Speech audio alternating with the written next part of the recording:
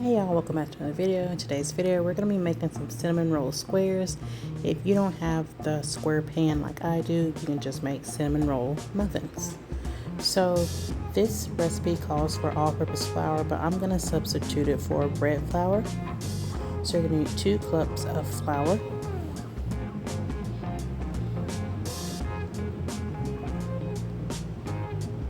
two teaspoons of baking powder, and a half teaspoon of salt,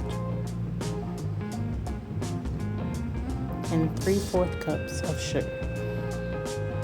Now I hadn't used that bread flour since I think the end of last year, beginning of this year when I did my breads, and I wanted to see how these would turn out with using the bread flour.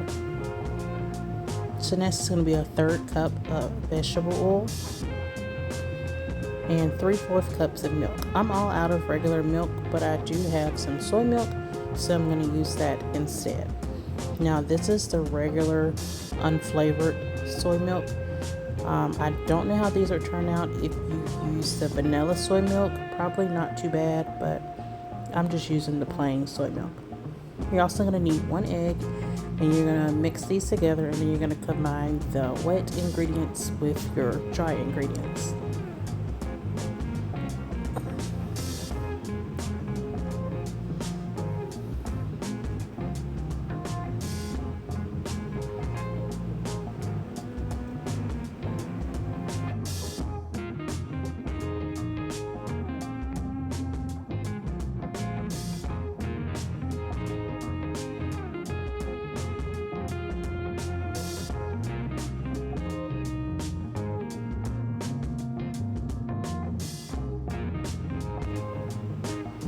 Now this was too dry. Possibly I could have added too much flour, so I'm going to add in about a half cup more of milk.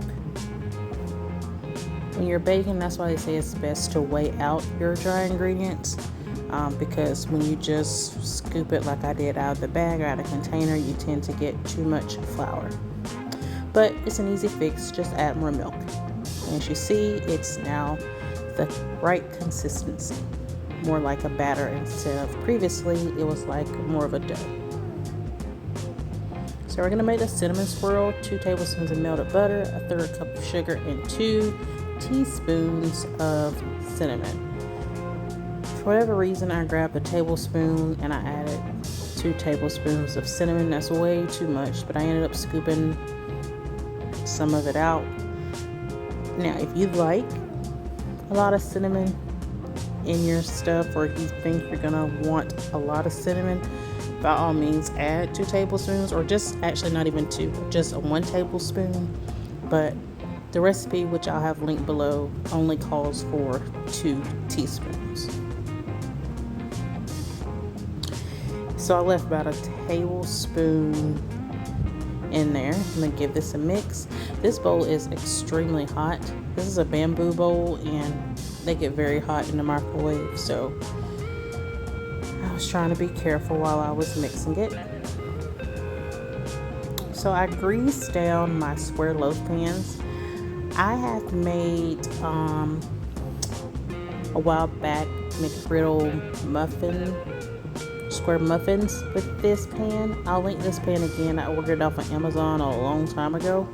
If it's not the same one, it'll be one similar to this one. But as I said before, if you don't have this pan, you can just use a muffin pan and line it with muffin liners, or just make sure you spray it down really good.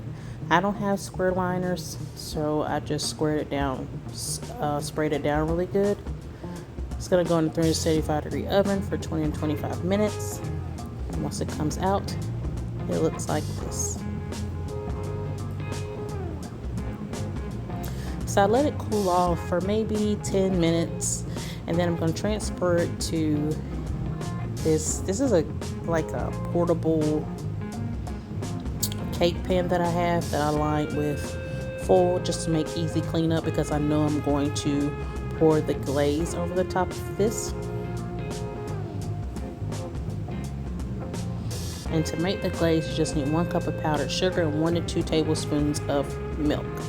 Now, depending on what consistency you want your glaze. You can add more milk to make it more runny, or if you find that you've added too much milk and you want it thicker like I did, I went in and added probably a 1/4 cup more of powdered sugar because I wanted it more on the thicker side. So once I got the right consistency, I'm just putting some over the top of these, and y'all, these turned out very good. The texture was spongy like. It had a completely different texture than all-purpose flour, and I'm glad I tried out the bread flour instead. These were really good. I actually made these probably at like 6 in the morning, and my family loved them once they woke up. So as always, thank you all for watching. I hope you enjoyed this video, and I will see you all in the next one. Bye guys.